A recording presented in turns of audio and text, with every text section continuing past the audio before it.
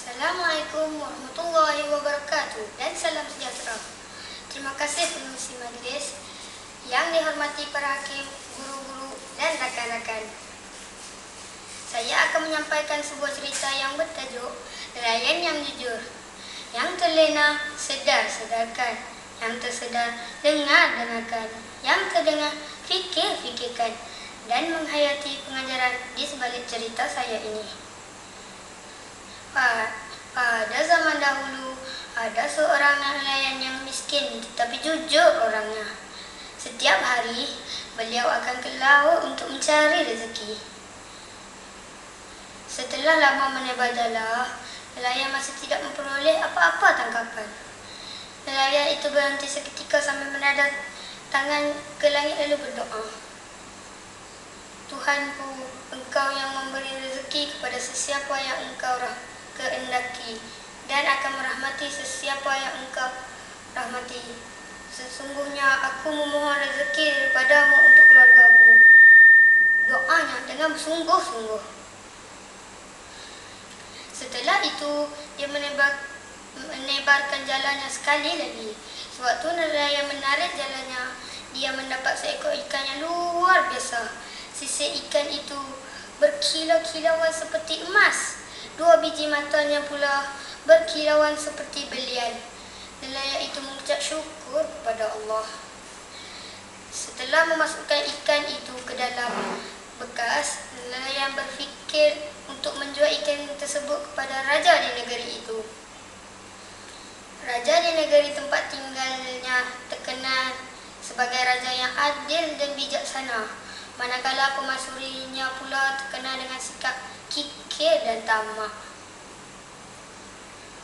Setibanya di darat, nelayan itu segera ke istana.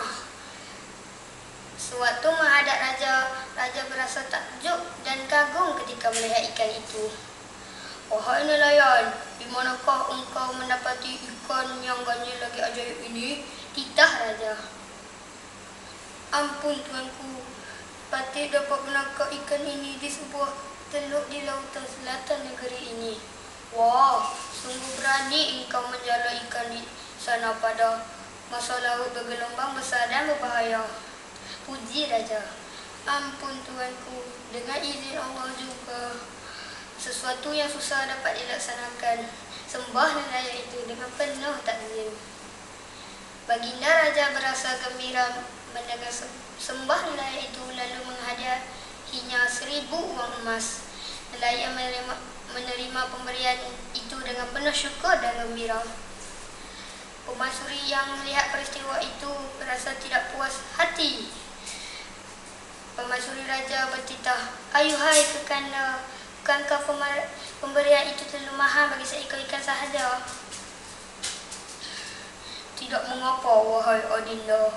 Ikan yang beta dapat daripada nelayan itu bukan ikan sembarangan. Cuba adinda lihat." Titah baginda sambil menunjuk ikan dalam bekas, ikan yang berada di dalam bekas itu. Sisiknya keemas-emasan sementara biji matanya berkilau-kilauan bak belian. "Bagi adinda, ikan tetap ikan," celah pemasyuri dengan megahnya. Kalau demikian menurut adinda, apakah yang mesti kekanda lakukan sekarang?" Titah baginda sambil tersenyum. "Itu mudah sahaja. Kekanda panggil semula nelayan itu dan mintanya memberitahu ikan ini jantan atau betina. Jika dia menjawab jantan, kekanda katakanlah betina, dan begitulah sebaliknya, supaya jawapan nelayan itu boleh dikatakan salah. Dengan demikian, uang yang diambil itu kekanda paksa dia kembalikan." Mendengar sembah pemasyuri, raja menitahkan pegawai untuk panggil semula nelayan tersebut. "Ampun tuanku, Patih datang menghadap." Raja itu lalu bertitah, "Beta ingin tahu apakah ikan yang kamu bawa tadi ialah jantan atau betina?" Nelayan itu berfikir sejenak. "Ampun tuanku, Sebenarnya ikan itu bukan jantan atau betina. Ikan itu, jawabnya sambil tersenyum simpul. Raja itu kemudian ketawa terbahak-bahak. Bagus nelayan. Baginda lalu menghadiahkan 1000 uang emas lagi. Masyuri menarik muka masam mendengar titah tersebut. Sebaliknya, nelayan gembira menerima uang tersebut. Dia memasukkan uang itu ke dalam uncang yang dibawanya. Tiba-tiba sekeping uang terjatuh di atas lantai. Nelayan segera memungutnya, kemudian memasukkan ke dalam uncang semula. Melihat hal tersebut, Permaisuri berbisik kepada raja, "Lihat Gekanda, betapa kedekutnya nelayan ini. 1 keping uang emas pun dikutipnya, sedangkan dia mendapat beribu-ribu uang emas." Raja bersetuju dengan kata-kata Permaisuri. Lalu Baginda bertitah, "Hai nelayan, kamu ini sangat kedekut. Kamu mempunyai uang emas yang banyak, tapi 1 keping uang emas yang jatuh pun kamu kutip." Nelayan tersentak mendengar titah raja. "Ampun tuanku, sebenarnya Patik memungut semula uang emas ini bukanlah sebab Patik kedekut atau tamak. Patik sangat menjunjung diri tuanku. Patik tidak rela uang emas yang ditempa dengan wajah tuanku dipijak-pijak orang." Mendengar jawapan nelayan, Baginda berasa terharu. "Wahai nelayan yang bijaksana, kamulah rakyat beta yang setia. Beta tambah lagi jumlah uang emas kamu." "Ampun tuanku, kurnia tuanku Patik junjung tinggi," sembah nelayan sambil mengukir senyum.